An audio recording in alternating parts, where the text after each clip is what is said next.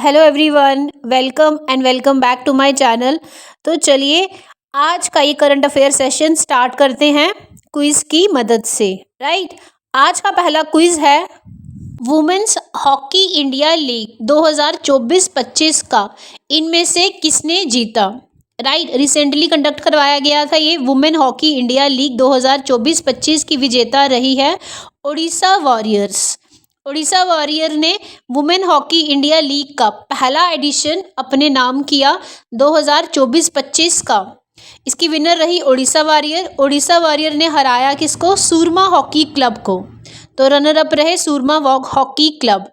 ये इसका पहला एडिशन था वुमेन हॉकी इंडिया लीग का, जिसे रांची की झारखंड में कंडक्ट करवाया गया। इसमें 4 टीम्स पार्टिसिपेट कर रही थी। पहली तो यही होगी ओडिशा वॉरियर, दूसरी क्या होगी जिसको हराया उन्होंने सूरमा हॉकी प्लेयर, तीसरी Delhi defenders and fourth one is Shrachi Rarh Bengal tigers. तो ये 4 टीम्स पार्टिसिपेट कर रही थी वुमेन्स हॉकी इंडिया लीग 2024-25 में रांची में, जिसकी विनर रही ओडिशा वॉरियर। हॉकी इंडिया को एस्टैब्लिश किया गया था बेसिकली 2009 में। इस साल का वुमेन्स हॉकी इंडिया लीग की विनर रही ओडिशा वॉरियर्स। कंडक्ट कहाँ करवाया गया? झारखंड के रांची में। नेक्स्ट इज रिसेंटली असम की सेकंड कैपिटल अनाउंस की गई है। असम की पहली कैपिटल दिसपुर है, सब जानते हैं। असम की दूसरी कैपिटल कौन सी अनाउंस की गई है रिसेंटली, ये बताना है आपको। तो दूसरी कैपिटल असम की अनाउंस की गई है डिब्रूगढ़। राइट, असम की सेकेंड कैपिटल अनाउंस हुई Dibrugarh.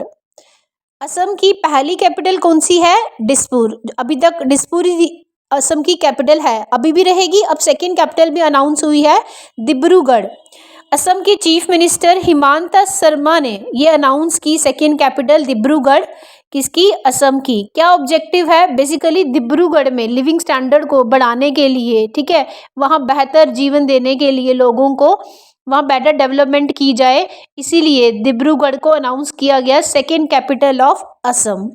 Right, next is recently GBS that is Guillain Barre syndrome, इसके काफ़ी ज़्यादा केसेस देखे गए महाराष्ट्र में, पुणे में।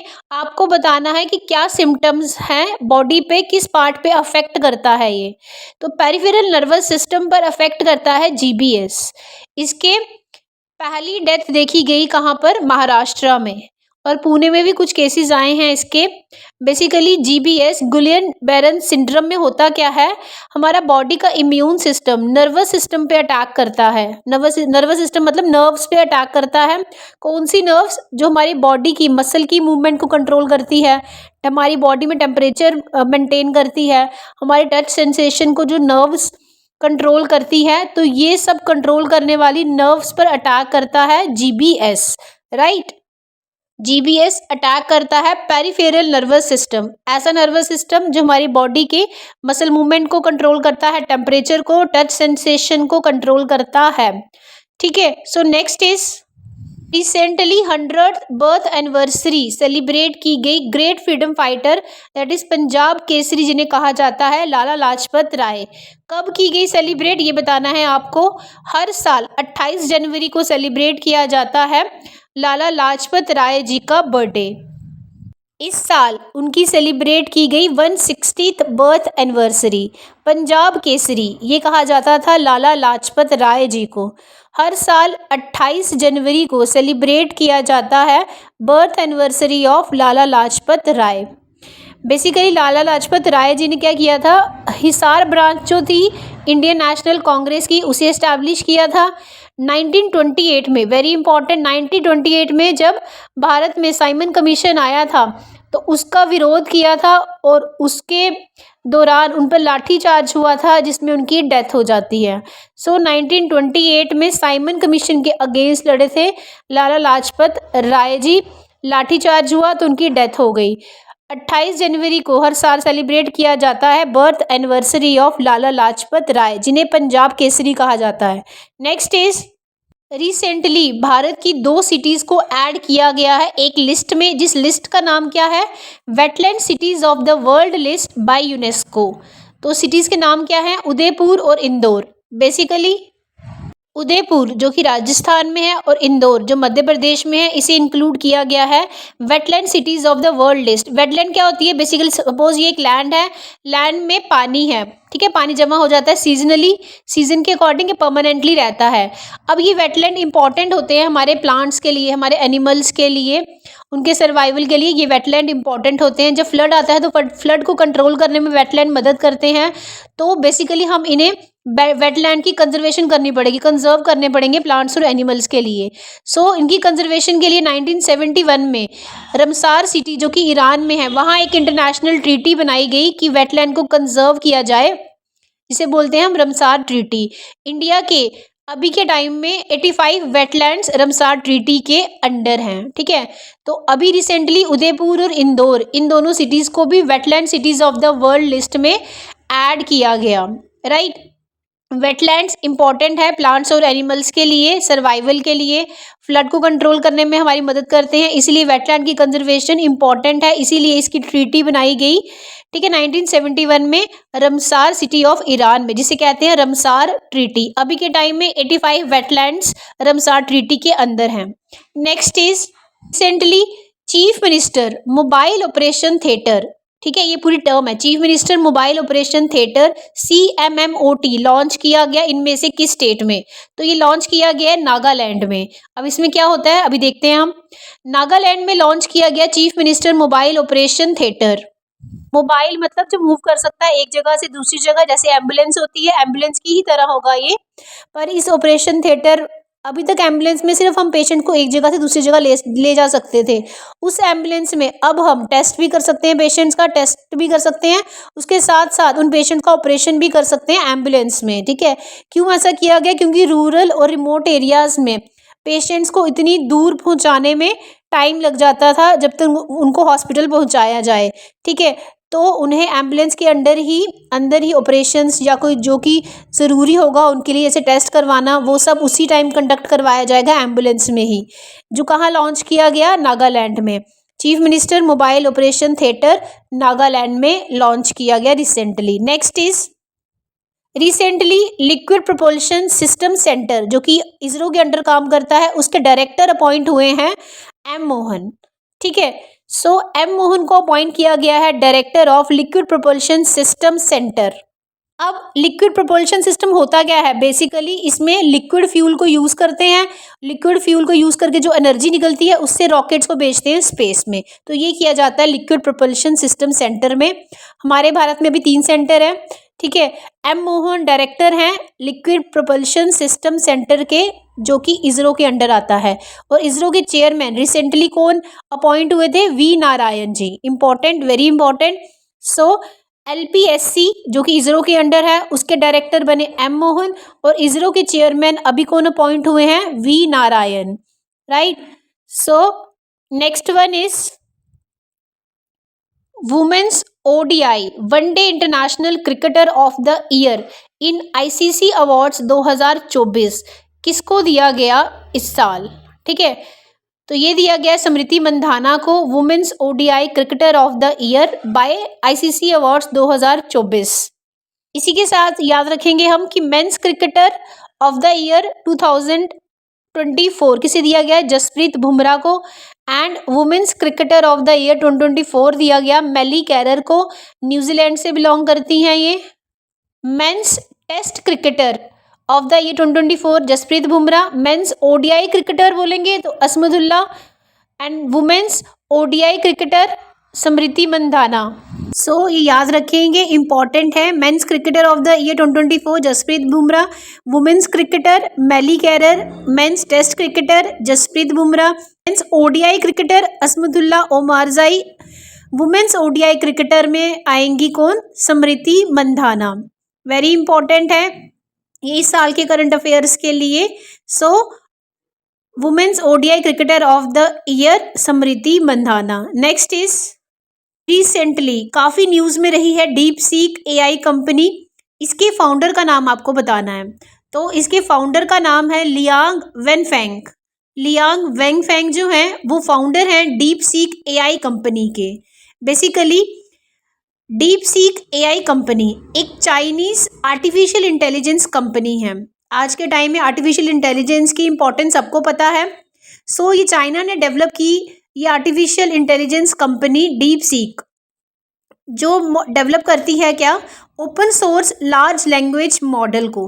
बड़े ही कम कॉस्ट में बनाया इसने, इस कंपनी ने इस एआई को, और चैट जीपीटी के कंपैरिजन में इसकी कॉस्ट बहुत कम है, बल्कि इसके डाउनलोड्स बहुत ज़्यादा हो रहे हैं, जिसके कारण यूएसए की कंपनी को बहुत लॉस हुआ इसमें।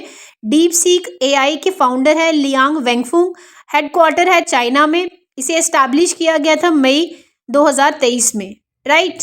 सो वेरी इंपॉर्टेंट, लियांग वेंगफुंग, आपको ये याद रखना है। लियांग वेंगफुंग जो है वो है founder deep seek AI company के। ये एक आर्टिफिशियल इंटेलिजेंस कंपनी है, किसकी, चाइना की, ये याद रखेंगे, इंपॉर्टेंट है। रिसेंटली बहुत लॉस हुआ इनकी वजह से, किसको, चैट जीपीटी को। रिसेंटली पद्म विभूषण अवार्ड 2025 के अनाउंस किए गए। आपको बताना है कितने इंडिविजुअल्स को पद्म विभूषण इस साल दिए गए। 7 इंडिविजुअल्स को मिले पद्म विभूषण अवार्ड। बेसिकली पद्म विभूषण जो है ये एक सिविलियन अवार्ड ही है। हमारे भारत में 4 सिविलियन अवार्ड है। First is Bharat Ratna, second is Padma Vibhushan, third is Padma Bhushan and fourth is Padma Shri. Bharat Ratna सबसे ऊपर है, ठीक है, first highest civilian award. Padma Vibhushan, Padma Bhushan और पद्मश्री ये पद्म अवार्ड्स में आते हैं। 1954 में स्टार्ट किए गए थे, और ये पद्मा अवार्ड्स 2025 में कितने अनाउंस हुए, 139 टोटल मिला के, जिसमें पद्म विभूषण 7 हैं, पद्म भूषण कितने दिए गए, 19 लोगों को, और पद्मश्री दिए गए 113 लोगों को। पद्मा अवार्ड्स 2025 के टोटल पूछे जाएं तो 139 है, जिसमें पद्म विभूषण है 7, पद्म भूषण है 19 और पद्मश्री अवार्ड्स हैं 113। पहले देखते हैं Padma Vibhushan, second highest civilian award है ये हमारे भारत का। 7 दिए गए 2025 में Padma Vibhushan. First is Shri Duvvur Nageshwar Reddy, medicine की फील्ड से। Second is retired justice Jagdish Singh, public affair field से। फर्स्ट सिख चीफ जस्टिस थे ये इंडिया के। Third is Kumudini Rajnikant Lakhia, Kathak dancer. Fourth is Lakshmi Narayana Subramaniam, violinist, famous violin बजाने वाले थे ये। एमटी वासुदेवन नायर, लिटरेचर की फील्ड में, ठीक है। Next is mister Osamu Suzuki, trade और इंडस्ट्री की फील्ड में, जापान से। And seventh is Shraddha Sinha, Bihar folk singer, कुकू ऑफ बिहार कहा जाता था इन्हें। 19 पद्म भूषण दिए गए। Padma Bhushan third highest civilian award है हमारे भारत का। पहला पीआर श्रीजेश, हॉकी गोलकीपर, जो कि पेरिस ओलंपिक्स 2024 में भी गोलकीपर रहे हैं। शेखर कपूर फिल्म मेकर है। सुशील कुमार मोदी, पब्लिक अफेयर, बिहार से। पंकज उदास, गजल और playback singer. Vivek Debroy, Indian economist. Sadhvi Ritambhara, social worker.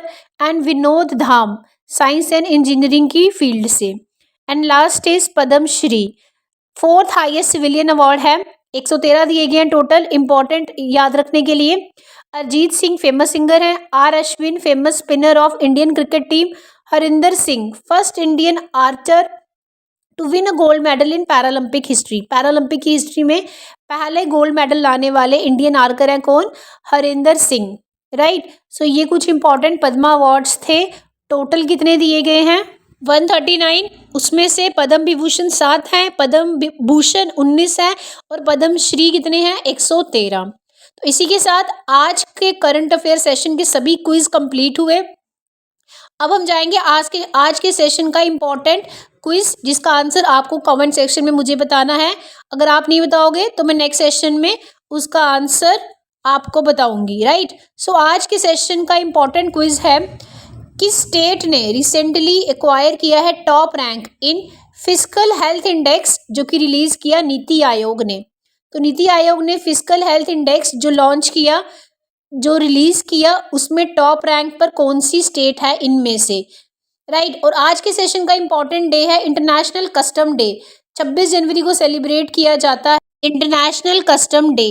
Basically क्या होता है, जब भी हम कभी इंटरनेशनल फ्लाइट लेते हैं तो कस्टम्स डिपार्टमेंट होता है जिसमें कस्टम ऑफिशियल्स होते हैं, तो वही सारा ये कंडक्ट करवाते हैं, ठीक है। तो उनके प्रति रिस्पेक्ट रखना, ठीक है, उनके काम को अप्रिशिएट करना इसीलिए सेलिब्रेट किया जाता है ये डे। तो लास्ट क्विज सेशन में मैंने आपको ये क्वेश्चन पूछा था कि किस गवर्नमेंट ने लॉन्च किया सम्मान संजीवनी ऐप। तो ये सम्मान संजीवनी ऐप लॉन्च किया है हरियाणा ने। हरियाणा की मिनिस्टर श्रुति चौधरी ने लॉन्च किया सम्मान संजीवनी ऐप। कब लॉन्च किया? गर्ल्स चाइल्ड डे पर।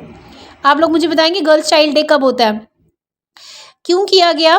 बेसिकली वहाँ की बीपीएल वुमेन और बीपीएल गर्ल्स को एज कहाँ से कहाँ तक, 10 से लेके 45 ईयर्स तक को क्या प्रोवाइड करना? सैनिटरी नैपकिन्स प्रोवाइड करना, राइट। सो आज के सेशन में इतना ही। अब हम मिलेंगे नेक्स्ट सेशन में। Thanks for watching and take care of yourself.